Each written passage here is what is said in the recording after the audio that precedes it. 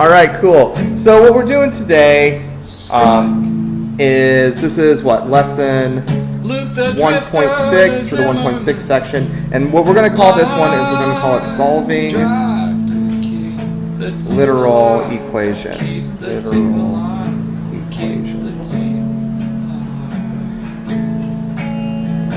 And you might be thinking, what is a literal equation? And so when we're saying solving literal equations, what we're saying is solving, another thing we might say is solving for a variable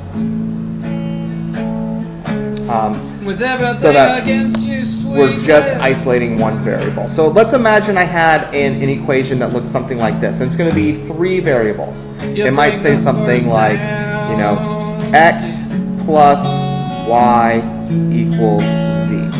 Okay? See, it's the ones like this. X plus y equals z. So I might say something to you like, all right, here's this equation, x plus y equals z. And I might say something like, solve for y. Okay? Solve for y. And so to get it as a literal equation, what I want, our goal,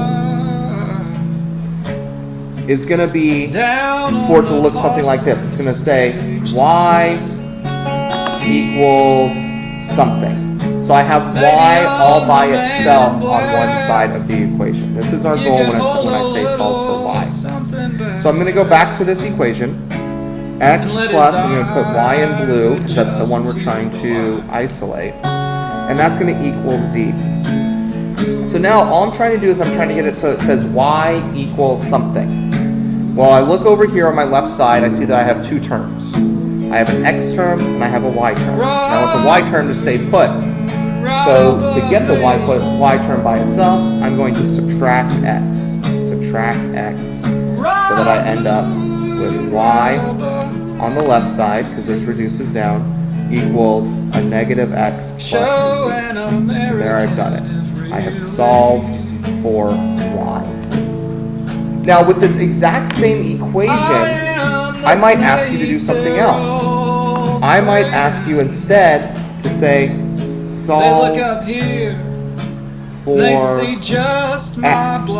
Okay? And so for this time, we want to end up with x equals something, right? X equals something on the other side. So I'm going to rewrite my equation. I'll put x in orange so that we know that's what we're solving for. So we have x plus y equals z. And so this time I want to get x by itself. So what am I going to do to get x by itself? Yeah, this time I'm just going to subtract y. Subtract y.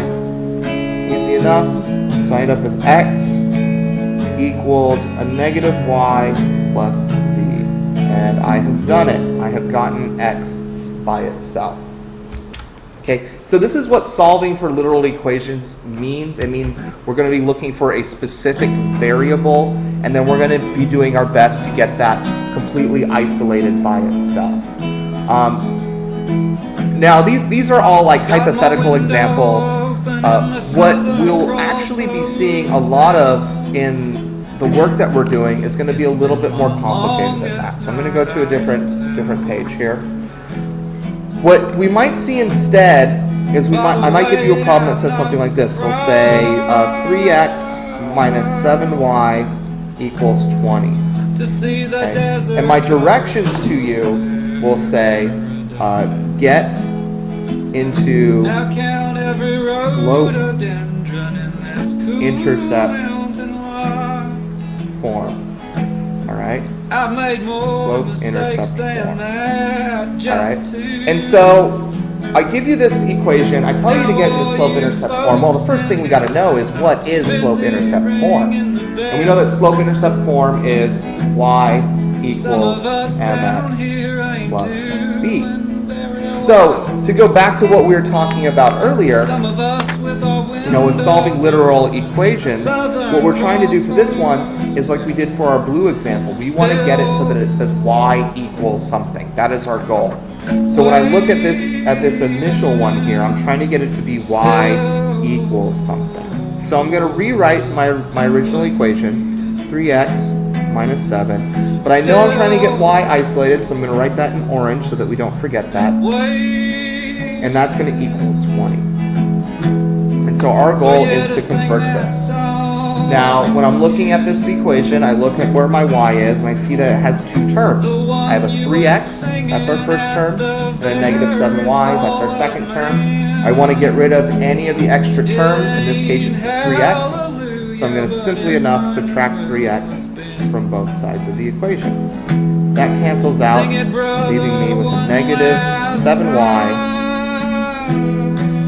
and that's going to equal negative 3x plus 20.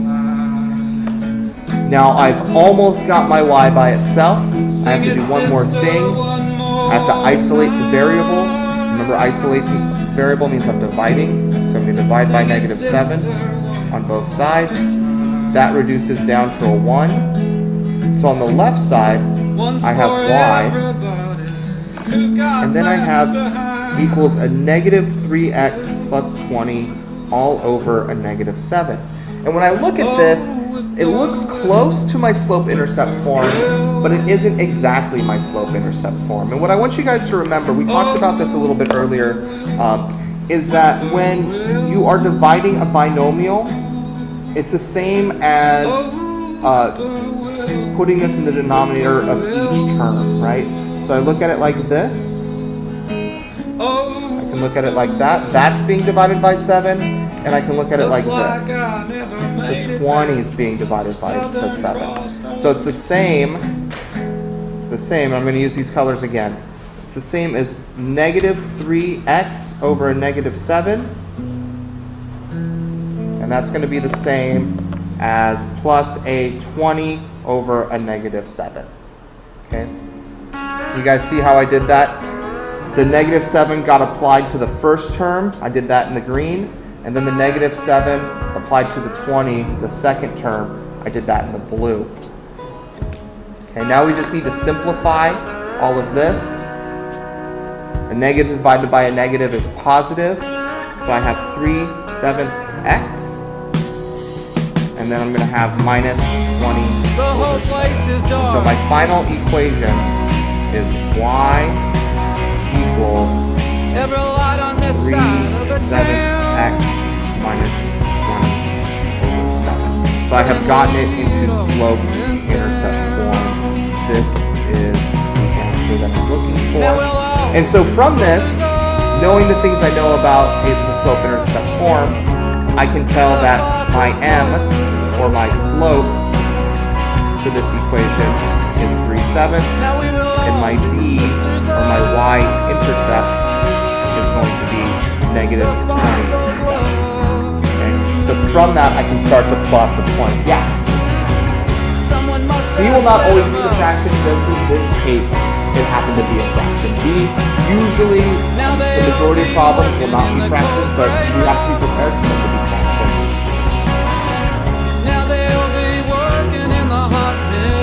If it were 21 instead, 21 divided by 7, we would have a 3. Okay.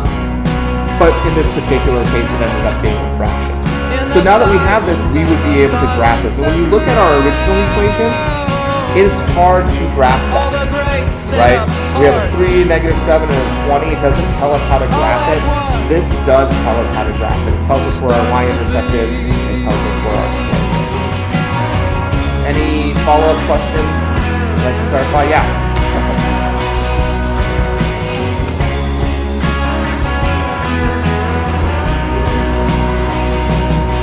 And it's asking you to solve for x, so you would just want to isolate your x on that. So you'd subtract the AP and you divide by c. A secret out of the past. It is times each other, but as far as we're concerned, they're just one term together because we don't know what they are. Yeah. All right. Any follow-up questions on this? All right. Yes. That's it.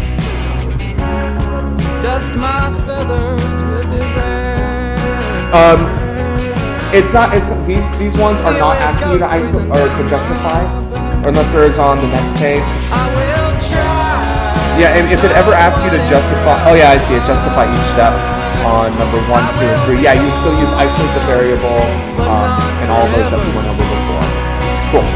Easy enough.